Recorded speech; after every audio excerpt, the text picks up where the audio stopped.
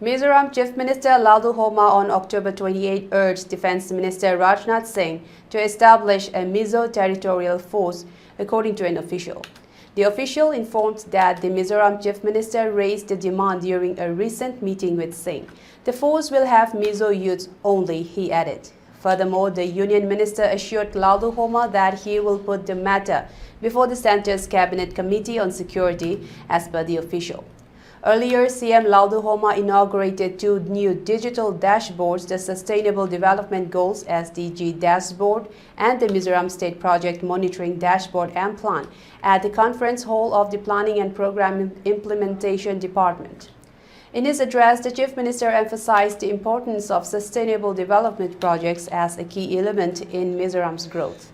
He noted that the state government will establish the framework for these initiatives, setting priorities that will be reflected in the SDG dashboard.